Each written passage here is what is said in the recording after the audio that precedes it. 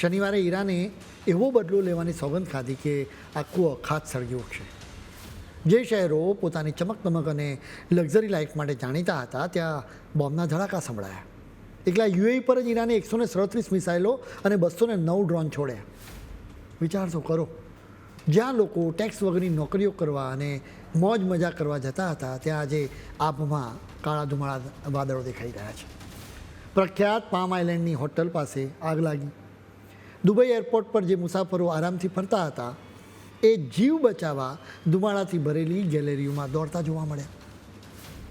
અહીં કામ કરતા 4 કર્મચારીઓ તો ઘાયલ પણ થયા. ફાઇનાન્સ અને ગોલ્ડ સપ્લાયની દૃષ્ટિએ પણ દુબઈ ખૂબ ખાસ છે. હવે સવાલ થાય કે શું આ ભપકાદાર શહેરો હવે સુરક્ષિત રહ્યા છે ખરા? ઈરાને આશ્ચર્યજનક રીતે સાઉદી અરેબિયાને પણ ટાર્ગેટ કર્યું. અરામકોએ ઈરાનના ડ્રોન હુમલા પછી એક નિર્ણય લેવો પડ્યો. એણે રસ તનુરામાં આવેલી સાઉદી અરેબિયાની સૌથી વિશાળ રિફાઇનરીમાં કામકાજ બંધ કરી દીધું.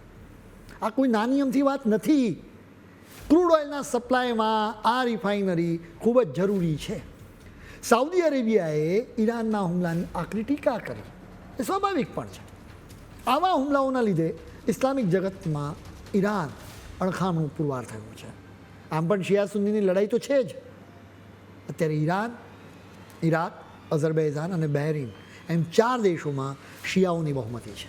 તો બીજી તરફ Saudi Arabia, UAE, Indonesia, Pakistan અને ભારત સહિત લગભગ 45 દેશોમાં સુન્ની મુસલમાનોની બહુમતી છે.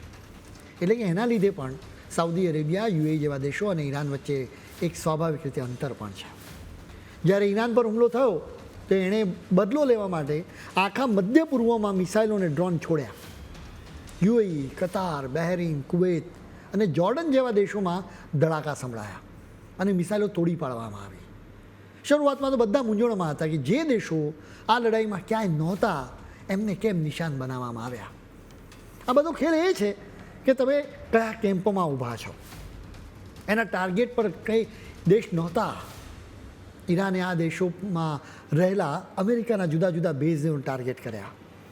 વળી અખાતી દેશો પર હુમલા કરીને ઈરાને એક પ્રેશર ટેકનિકનો ઉપયોગ કર્યો. ઈરાને ચોખ્ખી વાત કરી કે અમે તો અમેરિકા સાથે વાત કરતા જ નથી. જોકે અખાતી દેશો પર હુમલા કરીને એમના ધબકારા વધારી દીધા. જેથી આ અખાતી દેશો ટ્રમ્પને કહે કે તમે ઈરાન પર હુમલા ના કરો, કેમ કે તેઓ અમારે ત્યાં મિસાઇલો અને ડ્રોન છોડે છે. આ યુદ્ધના લીધે અખાતી દેશોની હાલત સૂડી વચ્ચે સોપારી જેવી થઈ છે.